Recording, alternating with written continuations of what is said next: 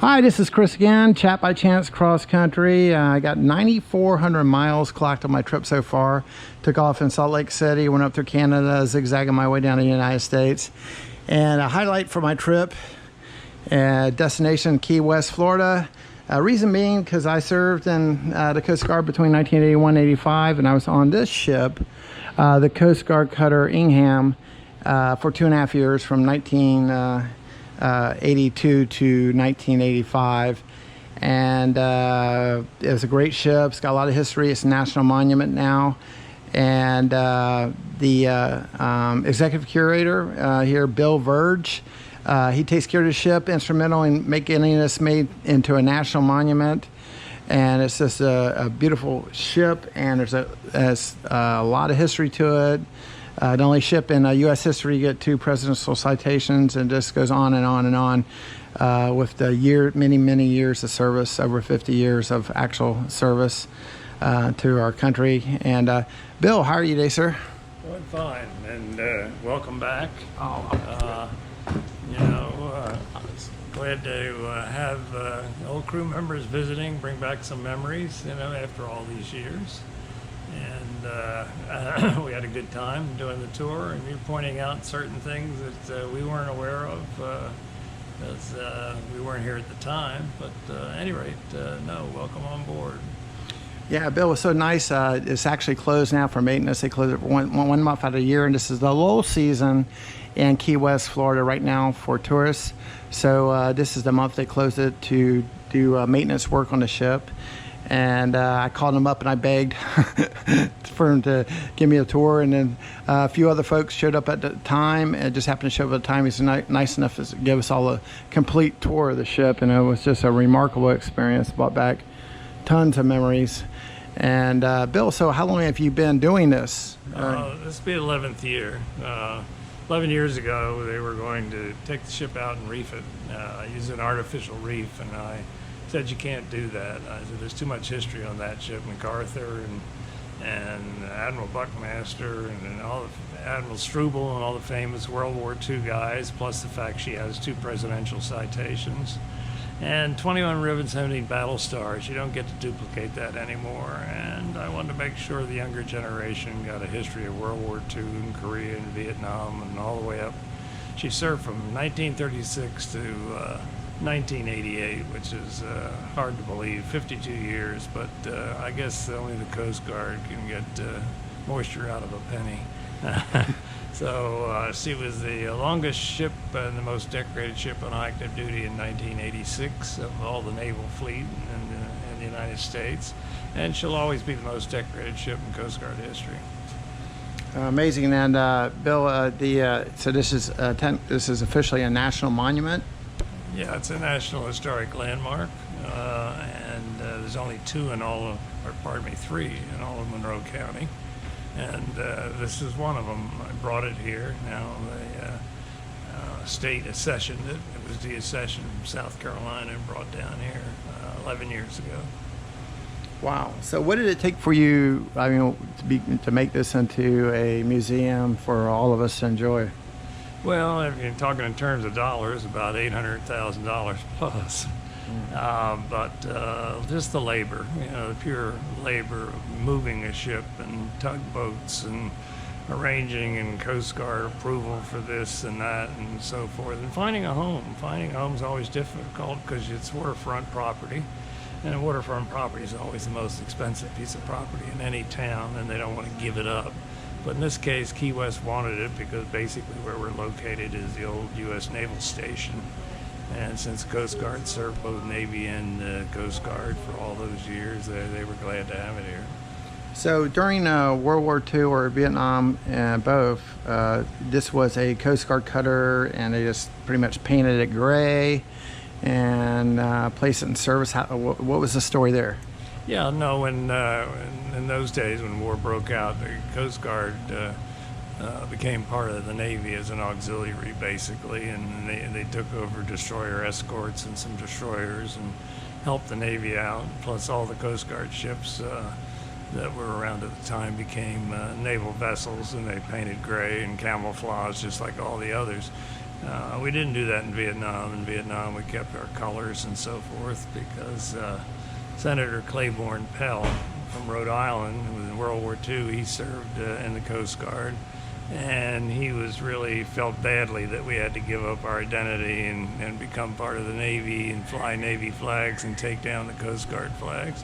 So we had the law changed that when the Coast Guard serves with the Navy, they can maintain their identity, and they just are helping the Navy out. Oh. And so the Coast Guard's got the plaque or the Coast Guard wall on the quarterdeck that's a listing of people that lost their lives in action serving the Coast Guard? Yeah, those are all Coast Guard veterans that lost their lives from World War II through Vietnam. And our Medal of Honor winner, Douglas Monroe, we won, one of our members won the Medal of Honor in Guadalcanal in World War II, saving about 16 Marines. Wow. That's something else. And so what is your service history? You quite a bit.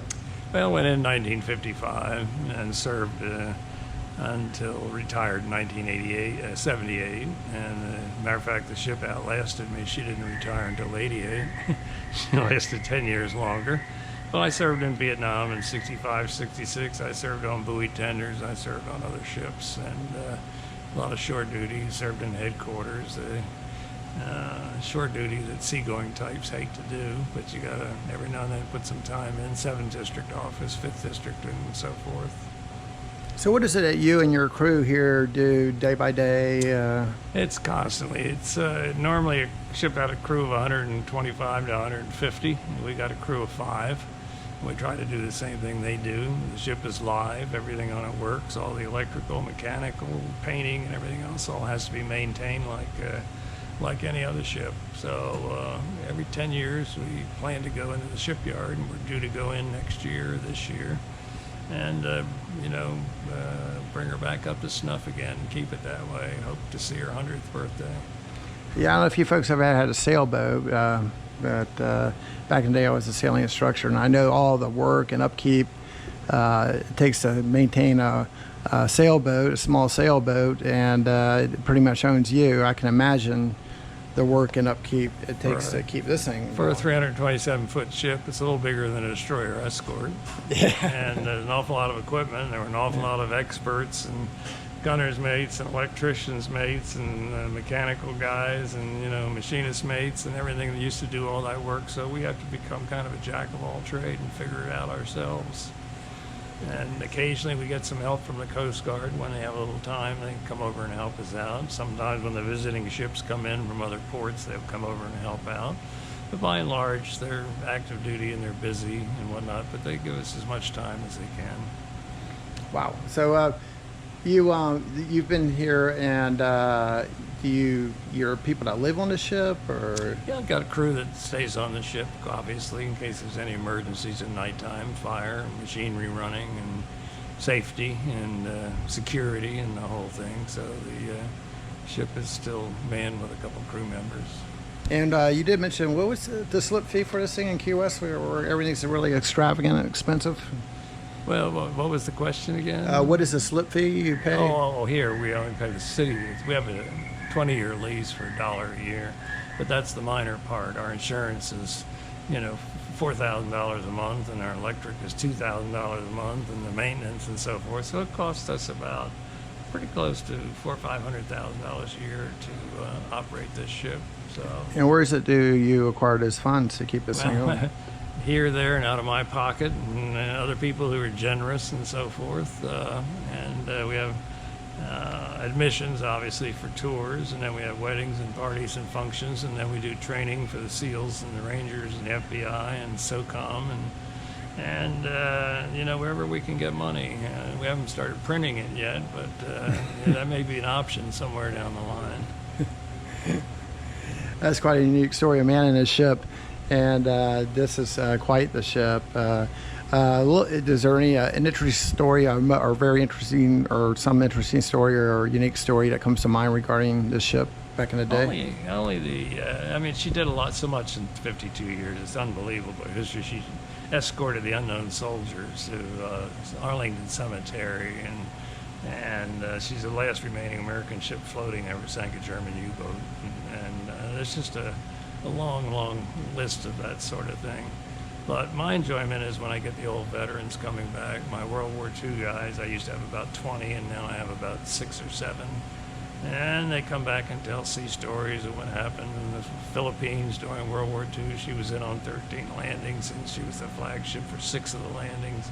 She was MacArthur's flagship for MacArthur's return to Corregidor in Manila and the Marvelous Islands. So you could go on and on. The ship just reeks with history, and to see it sitting on the bottom as an artificial reef would be a real tragedy. Yeah, it was such an amazing tour. He took us through every nick and cranny of the ship, literally. And it's just everything. If you ever get to Key West, Florida, you got to come by the Ingham. This was like a off day for the guys, but he took his time and he took us through everything, gave us the full tour, powered everything up, and it was really quite amazing. They come down during the season. You could come up here and they have refreshments over here, and they serve soda, water, beer, and people sit around and they play music, and you can just hang out here. Watch the sunset. Watch the sunset. A very nice experience down here in Key West, Florida. And this is the Coast Guard Cutter Ingham. And this is one of the most visited museums in Florida, I read. It ranks number 3 in museums, the Truman White House, Hemingway House, and then the Ingham is the third.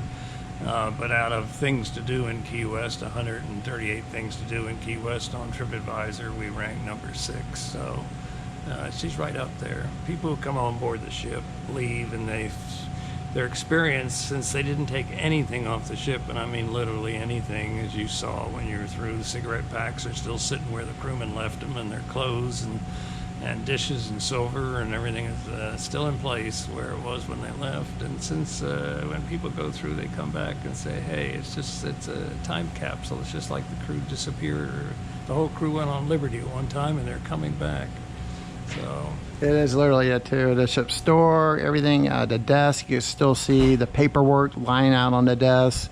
The machinery room, you can still see all the gear out, just laid like it was here. They were working on the ship full blown yesterday, and just everything is as it was. It is a literal time capsule, and it's just so amazing. And to see all the stuff, I'm dating myself, but gosh, I feel old because the stuff we used back there is really crude compared to modern technology. Back in my day, and then of course back before, but the intercom system, all that, and the way that things, the bridge, the real magnetic compass, and you get to see the radar room, CIC, the radio shack, the engine room, the boilers, everything. As you get to see the entire ship, and it's just an amazing place to visit. And you got a chance to sit down in your old seat in the radio room and got a picture taken and bring back memories, didn't you? Yeah, that was sweet. I was a radioman for 2.5 years, and he took me into the radio shack, and I sat in the seat where I would stand and watch at my typewriter, the old manual typewriter, because if the power went out or what have you. But it was the whiteout, the carriage return, and then the patch panels. We were sometimes frantically trying to find signal. Propagation in those days, not line of sight communication, no SATCOM, so depending on where you are or whether you're going to get signal or not. The Morse code oscillator was up there, the call sign for our ship was NRDL, and as da dit da dit da dit dit da dit dit. Still like riding a bicycle. And yeah, they talk about the typewriter. I always point them out to the young kids today, and say, "What's that?" And they stare at it, and they eventually say, "I think it's a letter writer." Yeah, a whiteout and the ribbon, the whiteout, and then the little piece of white paper you put on there, and then the teletypes, where if you made a mistake, you actually had to go back and splice the paper tape to make it right. It was quite a chore. Carbon paper, remember carbon paper? Carbon paper. Copies and so forth. As I was telling you, the last chief yeoman came back, sat down in his old seat just like you did, and sat down in his seat, and personnel office, and he looked at the typewriter, and the last thing he was typing 40 years ago when he left was still there. Oh, God. It's that complete. Wow. Yeah. And he actually named off one guy who was a MK chief. His name was Chico. Yeah, Chico was on here for 14 years, and I remembered him. Everybody remembers him because he was such a character and little short guy, and he advanced from fireman all the way to chief on here. So 14 total years at sea on one ship. That's remarkable. Yeah. And domestic, back in the days we used to play poker and watch reel-to-reel movies, you know, and I actually mentioned I'll never forget that. But this going through the whole ship, and for me it was just incredible. I mean, I haven't been so moved, but it was just like I felt like I was just walked off the ship yesterday. I mean, everything is exactly the same, and so and plus they have a lot of. They've converted a lot of area into a museum. You see the history of it. It's just beautiful. So you got to come down and see this. And we certainly thank you for what you've done. I mean, you're a hero to the Coast Guard, sir, for keeping this everything you did. The ship would not be here but for Bill. And so Bill calls it his ship. Well, let's rightfully so it's his ship. And I'm saying, well, you got bragging rights down at the yacht club, don't you? Yeah, you can tell me. Your ship is a 327 footer. What size ship do you have? Anyway, thanks for coming back, and always appreciate it when the vets come back, get to step back in history, relive a little bit of their life. Even if your hometown, you go back to your hometown, it's not the same, because they put in new highways and new buildings and things like that. But here you can come back and it's pretty much the way it was when you last saw her. So, at any rate, welcome home. Thank you, Bill. I certainly appreciate it, sir. And I feel like I just came home. And what I'm going to do is just take a quick run down the bow, and I want to show you guys the wall, the Coast Guard wall, and then get a quick glance out from the dock of the entire ship, just so it's online here. Sir, appreciate you so much. Thank you. And I appreciate your going out of your way to give us this private tour today. And it's just, he didn't have to do that. It was just remarkable. He just took his time to give us a full, complete tour himself. Certainly appreciate you for doing that, sir. Thank you. Don't get dizzy. And we're going to get a walk down the quarterdeck. This is where we used to quarterdeck watch right here back in the day. And it's right in this area, and when we're moored in port. And we had an officer to deck and then a quartermaster to watch. Names of everybody in the abandoned ship lifeboat station are still here. Oh, amazing. I can't figure out who these guys are, but I will eventually. So this is just as they left it, folks. I mean, we were going down there and just logs. Everything was like the day it ended. I mean, just written that day, log books, everything. And here is the Coast Guard wall. It's listing here of 912 people who've lost their lives in action in the Coast Guard. And it doesn't include all. There's been many after, who have lost their lives in peacetime and search and rescue and what have you. And here it is right here. It says U.S. Coast Guard National Memorial dedicated to all U.S. Coast Guardmen killed in action in World War II and Vietnam. Coast Guard Curator Ingham, Key West, Florida. And so this has always been a part of the Coast Guard. So just to clarify, and so when it did serve in the Navy and they painted it gray, it was back in the day when they merged the Coast Guard with the Navy during wartime. It was hard work out at sea. Typically 100 hours a week, especially when we were on a case in the Caribbean. That's a workload. So the Coast Guard has less people than the New York City Police Department, yet they have so much responsibility. So when you join the Coast Guard, they tell you, you're going to get overworked and underpaid. And so that was, and if you can't deal with that, then we'll see ya. But that was what it turned out to be, folks. I mean, it's a hard working service. I mean, you'll never work harder in your life, day in, day out, especially when you're assigned to a ship in the United States Coast Guard or any station for that matter. And this is the view of the beautiful ship, the Ingham, down here.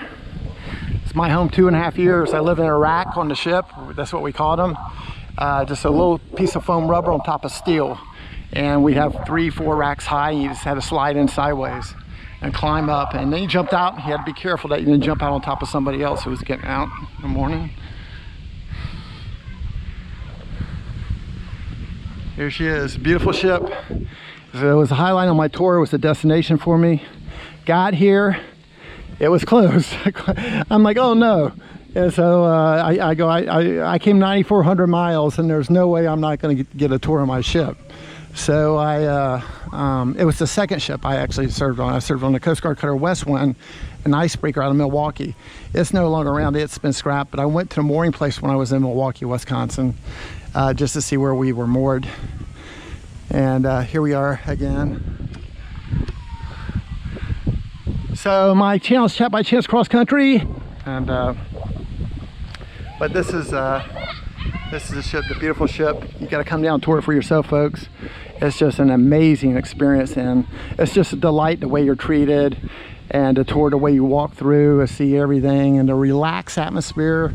Buy a soda, get a beer, hang out on the quarterdeck here, and watch the sunset on the Ingham, the most decorated ship in the history of the Coast Guard and all the Naval Service.